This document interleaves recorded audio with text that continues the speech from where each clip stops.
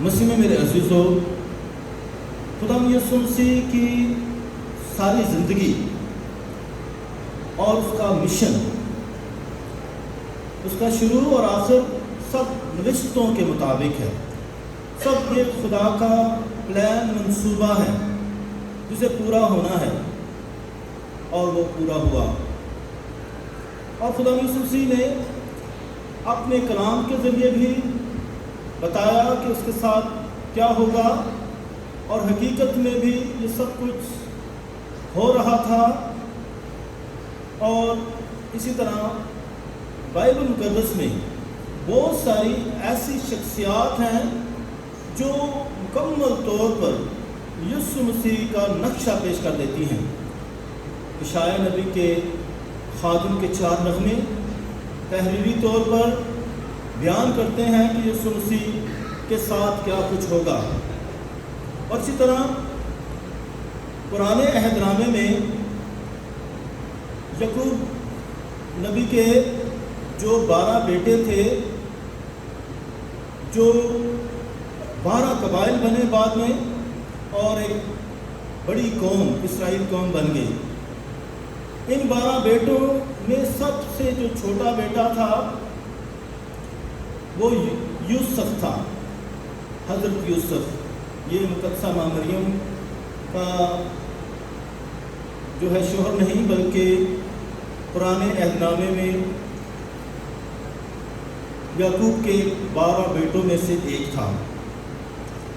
اور اسے اس کا باپ بہت پیار کرتا تھا، اور بھائی اس سے بہت جیلس تھے، بہت نفرت کرتے تھے۔ خدا نے اسے خوابوں کی تعبیر بتائی تھی، وہ خواب دیکھتا تھا، اور اس طرح اس کے خواب جو تھے حقیقت میں سامنے آ جاتے تھے، اور بھائی جو ہے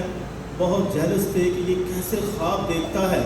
یہ ہم سے بہتر ہونے کے خواب بیان کرتا ہے کہ میرے والدین اسے سجدہ کریں گے، اور ہم بھائی بھی اسے سجدہ کریں گے، کیونکہ وہ علامتوں میں اس سے باتیں کرتا ہے، اور وہ اسے جو ہے اس کو مارنا چاہتے ہیں۔ اور جب وہ ان کے لیے کھانا لے کر آیا، جب وہ بھیڑ بکریاں چراتے تھے، تو اس وقت انہوں نے کہا کہ وہ خواب دیکھنے والا آ گیا ہے، آؤ اسے مار ڈالیں۔ اور اسے جو بہت خوبصورت لباس دیا گیا تھا جس سے وہ بہت جیلس تھے، وہ بھی اس کے بھی وہ ٹکڑے کر دیتے ہیں، اور اس طرح جو ہے اس کو مارنا چاہتے تھے، لیکن ایک بھائی کی وجہ سے وہ کچھ بچ جاتا ہے۔ انہوں نے اسے کہا کہ اسے مارتے نہیں ہیں بلکہ اسے کنویں میں پھینک دیتے ہیں۔ وہ اسے بچانا چاہتا تھا، ایک بچانا چاہتا ہے، باقی اسے مارنا چاہتے ہیں، اور پھر اسے بیچ دیا جاتا ہے، اور یوں وہ مصر میں آ جاتا ہے۔ اور اس بھائی یعنی یوسف پر بہت مصیبتیں آتی ہیں، بھائیوں نے اسے بہت تنگ کیا، بہت ستایا، اور پھر وہ بہت مصیبت سہتا ہے۔ یقیناً جب وہ اس کنویں میں تھا، ان کی بہت منت سماجت کرتا تھا کہ بھائیو ایسا نہ کرو، لیکن بھائی بہت ظالم تھے اور اسے مار دینا چاہتے تھے۔ اور اتنی اذیتوں کے بعد جو ہے جب وہ مصر میں پہنچ جاتا ہے، تو خدا کے منصوبے کے مطابق وہ وہاں کا حاکم بن جاتا ہے، اور انہی کی وجہ سے یہ سارے بھائی، پورا خاندان مصر میں آ جاتا ہے، جوشن کی سرزمین میں آباد ہو جاتا ہے۔ یہی بعد میں جو ہے بنی اسرائیل بن گئے تھے۔ یہ خدا کا منصوبہ ہے، کس طریقے سے اسے رد کیا گیا، لیکن خدا نے اسے ان سب کا حاکم بنا دیا۔ خدا ایسا کر سکتا ہے، خدا کمزوروں کی مدد کرتا ہے، رد کیوں کی مدد کرتا ہے، ستائے ہوں کی مدد کرتا ہے، وہ جو ہے لوگوں کی مصیبتوں میں ان کے ساتھ ہے، اور خدا سے بہت بڑا مقام بخشتا ہے۔ جیسے حضرت یوسف اور یسوع مسیح کی باتیں آپس میں ملتی ہیں کہ کیسے وہ ستایا گیا اور یسوع مسیح بھی ستایا جاتا ہے، دکھ سہتا ہے۔ یوسف 20 سکوں میں بک جاتا ہے اور यीशु मसीह 30 सिक्कों में बिक जाता है। बातें मिलती जुलती हैं, सारा यीशु मसीह का नक्शा पेश कर देती हैं। और इसी तरह अगर हम हज़रत मूसा को देखें तो उसकी बातें भी यीशु मसीह के साथ मिलती हैं कि हज़रत मूसा जो है उन्हें मिस्र की गुलामी से निकालता है और यीशु मसीह हमें गुनाह और शैतान की गुलामी से निकालता है, हम सब के लिए हमेशा की ज़िंदगी ले आता है। इसी तरह यीशु मसीह रद्द किया गया, सताया गया, लोगों ने उसे कबूल नहीं किया, यहूदियों ने उसे मसीहा नहीं माना और यीशु मसीह मुसलसल सताया जाता है, रद्द किया जाता है, कबूल नहीं होता है और यीशु मसीह दुख सहता है, कोड़े खाता है, सलीब पर मुसलूब होता है और खुदा उसे इस हालत में रहने नहीं देता बल्कि उसे ज़िंदा करता है, उसे हमेशा की ज़िंदगी देता है। तो इसी वजह से आज की तमसील में भी उसे इसी तरह पेश किया गया। मुक़द्दस मत्ती की इंजील में किस तरीके से जो है लोग सताए जाते हैं और आखिर में वो अपने बेटे को भेजता है हिसाब किताब के लिए और उसके साथ भी बुरा सलूक किया जाता है, उसको मार दिया जाता है। तो खुदा ऐसे लोगों के साथ क्या करेगा? तो इसी वजह से इस तमसील के ज़रिए समझाया गया है कि जो पत्थर मेमारों ने रद्द किया था वही कोने के सिरे का पत्थर हो गया। इस तरह मसीह में जो ये नविश्ता था जो पेश किया गया, जो पत्थर मेमारों ने रद्द किया वही कोने का सिरा हो गया। ये खुदावंद की तरफ से हुआ है और हमारी निगाहों में ताज्जुब अंगेज़ है। जब भी बिल्डिंग बनाई जाती है तो उसकी बुनियादों का ख़ास ख्याल रखा जाता है, ज़्यादा अच्छे पत्थर डाले जाते हैं ताकि बिल्डिंग मजबूत रहे और बिल्डिंग जो है ज़लज़ले की वजह से या किसी और वजह, आंधी और तूफान की वजह से दीवारें गिर ना जाएं, बिल्डिंग तबाह व बर्बाद ना हो जाए। तो बिल्डिंग की मजबूती के लिए बुनियादें अच्छी डाली जाती हैं और फिर बुनियादों में कोने के सिरे का पत्थर, एक ख़ास पत्थर है, ख़ास बुनियादी पत्थर जिसको इसकी तरफ इशारा किया जाता है कि उसका ज़्यादा ख्याल रखा जाता है। अगर वो पत्थर ना हो तो बिल्डिंग गिर सकती है। तो इसी तरह जो है यीशु मसीह भी कीमती पत्थर है, कीमती पत्थर है, कोने के सिरे का पत्थर है जिसे लोगों ने रद्द किया, लेकिन वो बहुत ही कीमती है और रसूलों ने भी इसकी गवाही दी कि ये वही पत्थर है जिससे तुम मेमारों ने रद्द किया और वो कोने का सिरा हो गया और किसी दूसरे से निजात नहीं, क्योंकि आसमान के नीचे आदमियों को कोई और नाम नहीं बख्शा गया जिसके वसीले से हम निजात पा सकें। मसीह पतरस जो है जिसे यीशु मसीह ने कहा था कि तू काइफा है, पत्थर है, तो मैं अपनी कलीसिया बनाऊंगा, तो उसने भी ये बयान दिया पहले पतरस में, बस वो तुम्हारे वास्ते जो ईमान लाए हो इज्जत का बाइस है, मगर जो ईमान नहीं लाए उनके लिए जो पत्थर मेमारों ने रद्द किया वो कोने का सिरा और ठेस लगने का पत्थर और ठोकर खाने वाली चट्टान हुआ। मसीह में कोने के सिरे का पत्थर होना, कीमती पत्थर होना, बिल्डिंग की जो है मजबूती का बाइस होना, और दूसरी तरफ पत्थर, ऐसा पत्थर जो ठेस का, जो ठोकर खाने का सबब बने। इसका क्या मतलब है? वही पत्थर इज्जत का बाइस है, मजबूती का बाइस है, और वही पत्थर जो है ठेस लगने का, ठोकर खाने का बाइस हुआ है। इसका मतलब ये है कि वो सारे लोग जो यीशु मसीह को समझ नहीं पाते हैं, उनके लिए ये पत्थर ठोकर लगने का बाइस है, ठेस लगने का बाइस है, क्योंकि उन्होंने, ये मैं उन लोगों की बात करता हूँ जो दूसरे मज़ाहिब से मसीहत में आ जाते हैं, और उन लोगों की बात करता हूँ जो मसीही घरानों में पैदा होते हैं, कि वो कितना यीशु मसीह को समझ चुके हैं, वो कितने संजीदा हैं और यीशु मसीह को समझ पाए हैं। और आप देख लें, बहुत सारी मिसालें हमारे सामने आती جب لوگ مذہب کو بدل لیتے ہیں یا کلیسیاں بدلتے ہیں یا اپنے چرچ میں رہتے ہوئے مکمل طور پر یسوع مسیح کی پیروی نہیں کرتے ہیں، سنجیدگی نہیں ہے مسیحی ایمان کے حوالے سے، انہیں کوئی فکر نہیں ہے کہ یہ روزوں کے ایام ہیں، یہ دکھوں کے ایام ہیں، اور ایسے لوگ جو ہیں غلطی پر ہیں، تو ان کی نجات کیسے ہو سکتی ہے؟ وہ کشمکش میں ہیں، سمجھ نہیں پائے کہ یسوع مسیح ہے کون، یا وہ سمجھے ہی نہیں ہیں یا وہ سمجھنا ہی چاہتے ہیں، اور خدا ایسے لوگوں کو سزا دیتا ہے کہ وہ اس قیمتی پتھر کی قدر نہیں کر سکے، وہ اس کی قدر نہیں جانتے ہیں، وہ اس کو اہمیت نہیں دیتے ہیں، تو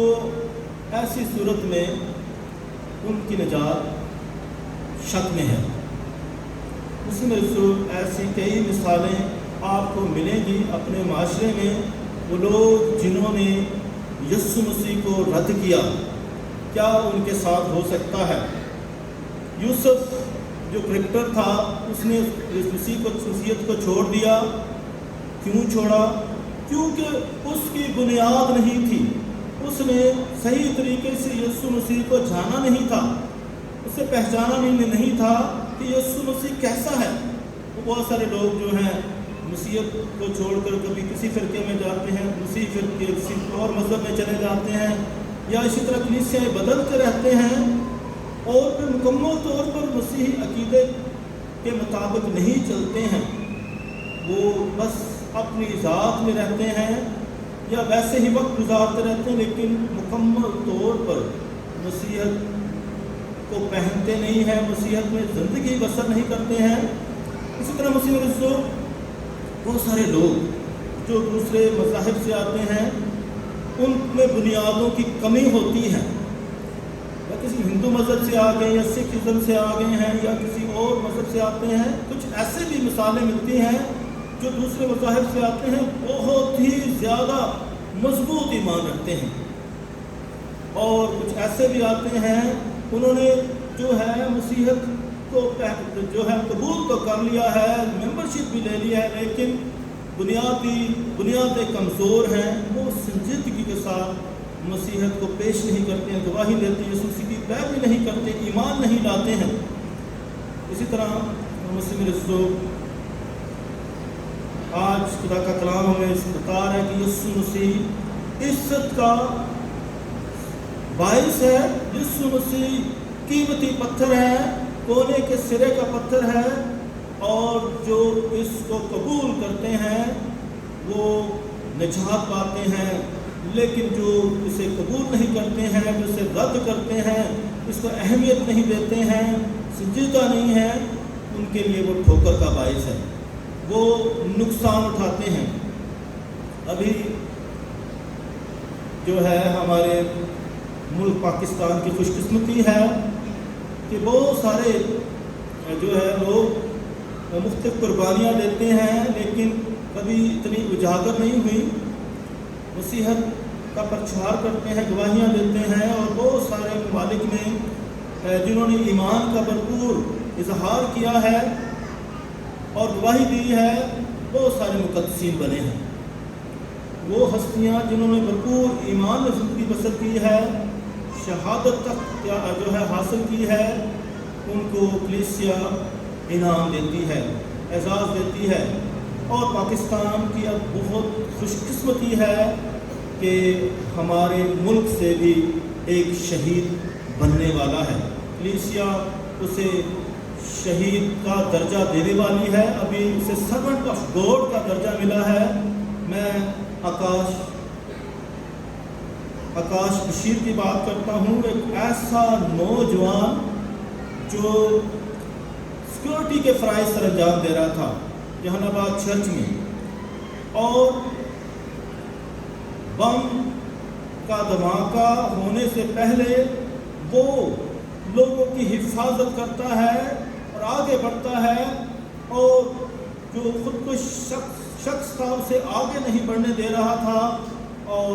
اس نے اس کو پکڑ لیا، اور اس طرح اس نے جو ہے اپنی جان کا فدیہ دے دیا اور وہ شہید ہو گیا اور اس نے لوگوں کی جان کو بچا دیا۔ اسے مسلم عزیزو کلیسیا نے بہت سراہا ہے اور سوشل میڈیا پر یہ بات بہت واضح کر کے دکھائی ہے کہ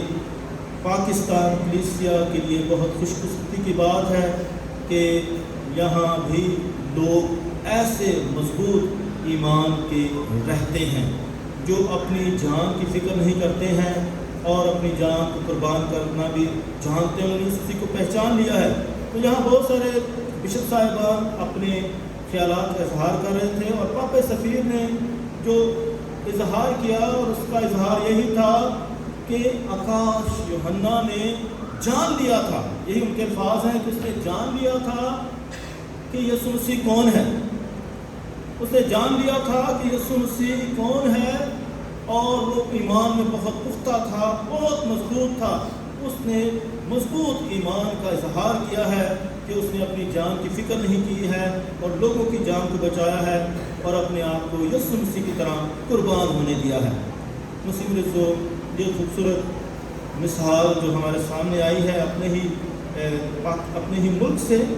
آکاش یوحنا کی، ہم سب کے لیے بہت اعلیٰ نمونہ ہے کہ ہم بھی جو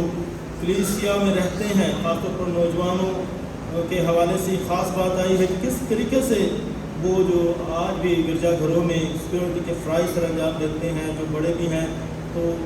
جو ہے آکاش یوحنا ہمارے لیے بہت اعلیٰ نمونہ ہے، کس طریقے سے اس نے مضبوط ایمان کا اظہار کیا، کلیسیا نے اسے سراہا ہے۔ اس لیے مسلم عزیزو، یسوع مسیح ہمارے لیے حقیقت ہے، وہ قیمتی پتھر ہے، وہ جو ہے ہمارے لیے نجات کا ذریعہ ہے اور کسی اور کے وسیلے سے ہمارے لیے نجات نہیں، قیمتی پتھر ہے۔ آئے ہم اس قیمتی پتھر کو ہمیشہ عزیز جانیں اور اس قیمتی پتھر کی حفاظت کریں، اس مسیح ایمان کی حفاظت کریں، بھرپور طریقے سے اس کا پرچار کریں۔ اس لیے اشعیاء نبی نے یسوع مسیح کے حوالے سے پیشن گوئی کی تھی کہ وہ تمہاری جائے پناہ ہوگا، اشعیاء 8 باب، لیکن اسرائیل کے دونوں گھرانوں کے لیے ٹھیس لگنے کا پتھر اور ٹھوکر لگنے کی چٹان ہوگا، اور یروشلم کے رہنے والوں کے لیے پھندا اور دھان ہوگا۔ بس اور بتیرے اس سے ٹھوکر کھائیں گے اور گر جائیں گے اور ٹکڑے ٹکڑے ہو جائیں گے اور پھنس جائیں گے اور پکڑے جائیں گے۔ تو یہ کلام سے جو ہمارے لیے بیان ہے کہ اس پتھر کو جو رد کرتا ہے اس کا انجام جو ہے ٹھوکریں ہیں اور ٹکڑے ٹکڑے ہونا ہے، لیکن جو اس قیمتی پتھر کو قبول کرتا ہے، ایمان لاتا ہے، اس کے لیے نجات ہے۔ دانیہ نبی نے بھی اسی طرح پیشن گوئی کی ہے اس کے دوسرے باب میں، اور جب تو دیکھ رہا تھا تو ایک پتھر ہاتھ لگائے بغیر ہی پہاڑ سے کٹ گیا اور مورت کو اس کے پاؤں پر لگا جو لوہے اور مٹی کے تھے اور انہیں ٹکڑے ٹکڑے کر دیا۔ لیکن ان بادشاہوں کے ایام میں آسمان کا خدا ایک مملکت قائم کرے گا جو تا ابد نیست نہ ہوگی، اس کی